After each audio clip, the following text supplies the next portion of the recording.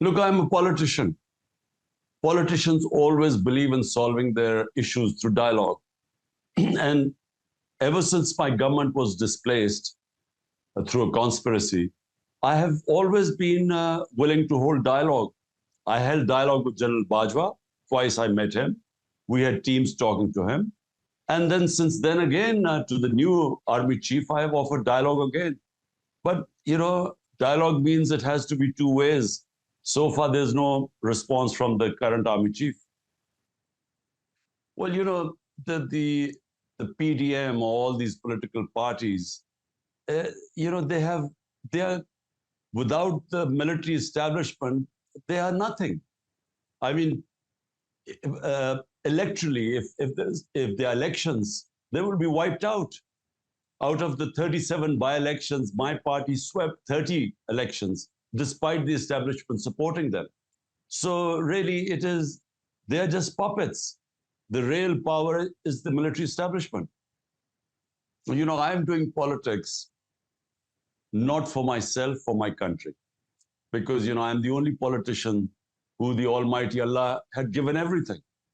I mean, I had no reason to be in politics. I did politics because I believed that, we have to have rule of law in Pakistan. Rule of law gives you freedom. It gives you prosperity. The reason why countries go ahead of other countries because they have justice and rule of law. So my idea is not to seek vengeance from anyone. My idea is what 27 years ago I started my politics, to establish rule of law in Pakistan and genuine democracy. Genuine democracy only comes with rule of law. It's not my party's crisis, it's a crisis of the country right now. In Pakistan right now, we have the law of the jungle now. There is no rule of law left. The judiciary has completely been undermined. The media has been completely muzzled. Media is completely controlled. My political party, which is the largest party in Pakistan, has been, the worst sort of victimization is taking place. 10,000 of my workers are in jail, my senior leadership in jail. There are about over 150 cases on me. So in what is happening is that in trying to dismantle my party, actually the whole democracy in Pakistan is being dismantled, which is the real worry. Because if you destroy the democracy of a country, you basically destroy its future. Yes, the military establishment, and which means the army chief. Well, what happened was that the way I was arrested from the High Court of Islamabad, the way and it was the army, the commandos, the way they came in and beat everyone and picked me up and treated me like a terrorist, there was a reaction to that. But it was all pre-planned. They used that reaction to actually dismantle the whole party. Because in 48 hours, how can 10,000 workers be immediately jailed? I mean, how can there be such a crackdown unless it was pre-planned? So the whole thing was pre-planned. The way I was picked up, police could have picked me up. Or they could have just taken me. I mean, I'm a 70-year-old man. You don't need a commando action to pick him up. So it was all planned. The reaction, there was going to be a reaction, and they used the reaction then to completely go after the party and dismantle the party. In fact, in 1933, Adolf Hitler did this. The German parliament in Berlin was burnt. He used that as an excuse to completely go after his rivals, which were the communists, and he destroyed them. My experience of international relationship, especially when I was in power for 3.5 years, the international establishment always, their interests come before human rights. So they will use human rights to blame China for what's happening in Hong Kong or what's happening to the Uyghurs in China. They will use it against Russians, but they do not use it against countries that they have interest with or they are allied to. So I feel that maybe they think that the government, the current government, is supporting them in Ukraine. Maybe that's why. And maybe I wanted Pakistan to be neutral. I don't think Pakistan should be part of any conflict. So maybe that's why they're not saying anything about human rights. I have made no mistakes. I worked as a prime minister.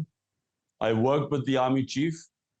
I navigated, my 3.5 years. It was the army chief who decided to stab me in the back. I never betrayed him. He betrayed me. He decided to have the current, who's the current prime minister. He decided he back him, and then he is the one who conspired to remove my government. I didn't do anything. Even after I was removed from power, I still tried to work with the army. Now, what I want is, in Pakistan, that you have to have free and fair elections, which will bring stability. Now, as far as I can understand what the army establishment wants, it wants a next government to be without me. So they don't want elections unless and until I am completely removed from the scene or my party is destroyed. This is what's happening.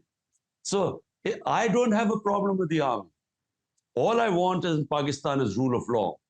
The army chief seems to have a problem with me. So what Zahid Hussain said makes no sense. I mean, I didn't do anything wrong. Look, let me explain to you. They talk about me being in a weaker position. Look, a political party is only in a weaker position when it loses its vote bank. If my voters abandon me, I'm in a weak position. Today, PTI, my party, is the largest party in Pakistan's history. And the more they have victimized my party, the bigger the vote bank has grown. Look at any survey in Pakistan. Look at any opinion polls. Out of the 37 by-elections, we won 30. So the public is standing with me, so I'm not weak. But the country is getting weaker.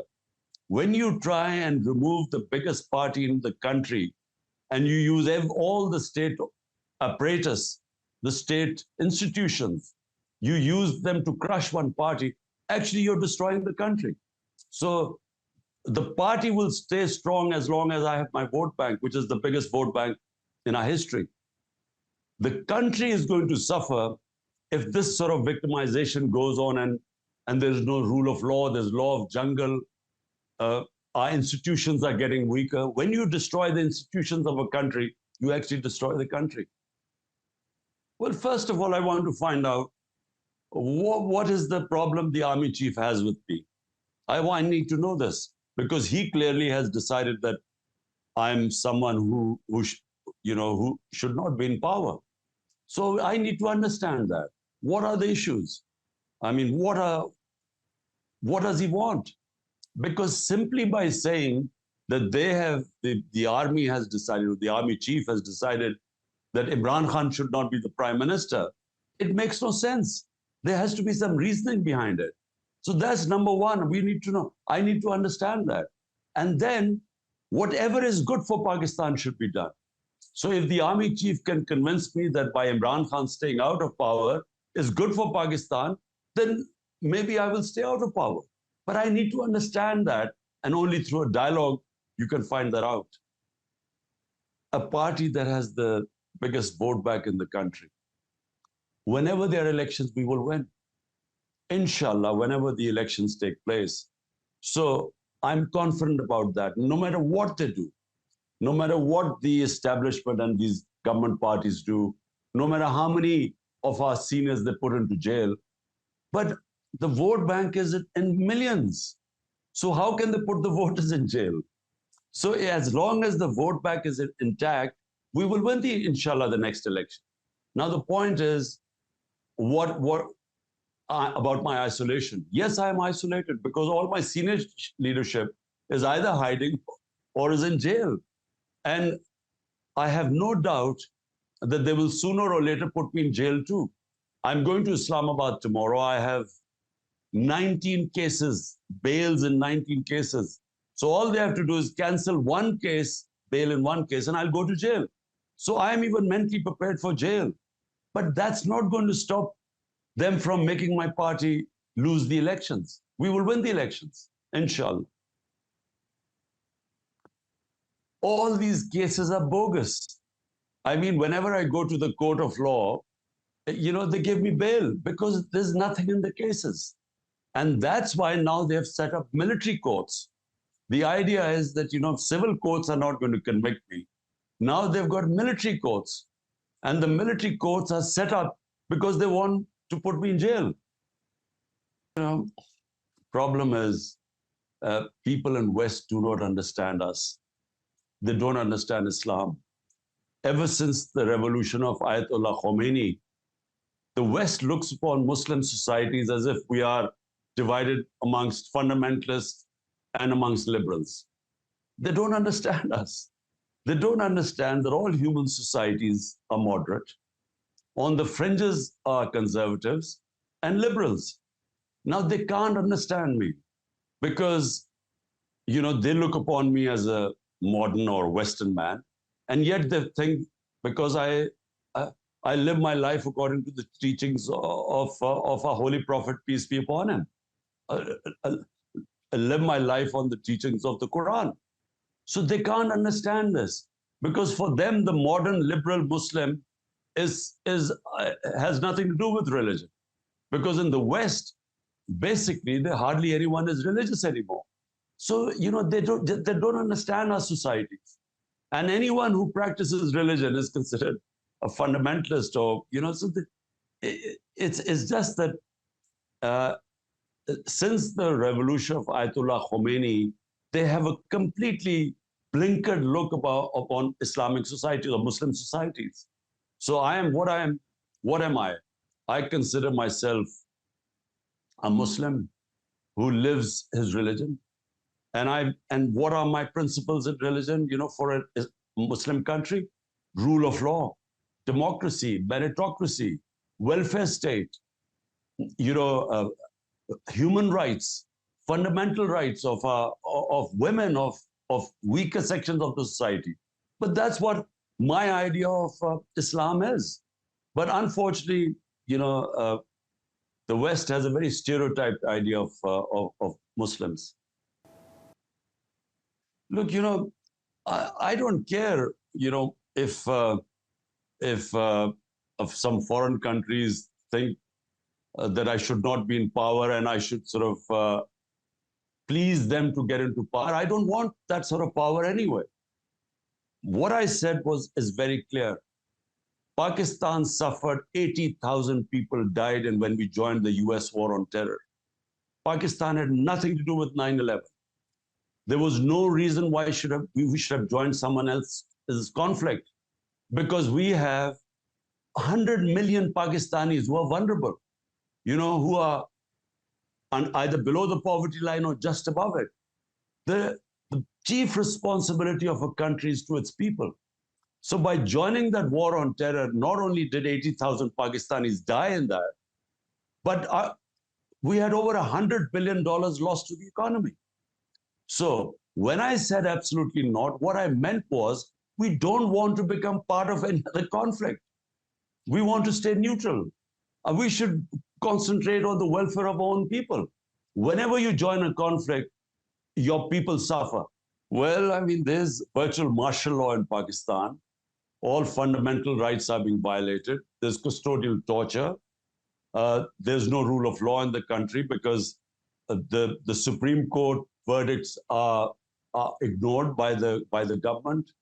And above all, I mean, our democracy is being dismantled. Yet, there's no response from the Western governments. And as I said before, they talk about these issues when they want to talk about Hong Kong or Uyghurs or human rights abuse in Russia. But there's complete silence in what's happening to us here. I don't want any help from Western governments. I don't want them to help me. All I want them to do is to stand by their own, the values which they which they stand by, about which they preach to the world, what I call the Western values. I want them to stand by them, and doesn't matter whether it is Russia, China, or Pakistan, or any other, or India. They should be consistent. They should stand by democracy and human rights, and anti-custodial torture and rule of law. They should be standing by that. No, what I'm saying is that I'm not talking about myself when I want the same Western governments that talk about these Western values. I'm not talking about myself. All I want them to do is that what my party, my workers are going through, my leadership is going through, the total absence of fundamental rights, everything violated by this fascist government. I want them to speak out against that. I don't want any help, because eventually Pakistan will sort out problems out itself. We don't want any outside help, but I want them to speak out against human rights abuse. I don't care, what people remember me as, but I will try my best for what is good for my country. And I started my movement, and I call it jihad, 27 years ago, because justice is in our religion the most important thing the Almighty Allah expects from us, is to have justice, to bring justice on this earth. So it is almost a sacred duty, and justice gives freedom to human beings, and that's why it is a sacred thing, because anyone who fights for his freedom is a martyr in Islam. We call them shaheed. So therefore, for me, it's a struggle. I will try my best. If Allah makes me succeed, great. If not, then I've tried my best. So that's how I look at it. Listen, I'm saying this in front of you. Nothing can stop us from winning, inshallah. Why? Because when a political party has the biggest vote bank in a country, you cannot defeat that. So they can try everything. They can try all these methods of putting up people in jail. But how many people can they put in jail? 10,000, 20,000. But Pakistan is a country of 250 million people. It's not going to make any difference, because if the party is the most popular party in the country, we will replace the people. The party ticket will win. And I can tell you right now, whenever there are elections, we are going to win. And this is the election year. So all what you're saying is that, fight to the end. I always fight to the last ball. I will fight to the last drop of my blood, because this is for my country. Unless Pakistan has rule of law, genuine freedom, which means democracy brings freedom, we have no future. So therefore, there's no question of me ever giving up. And especially when I know that whenever the elections, inshallah, we'll win.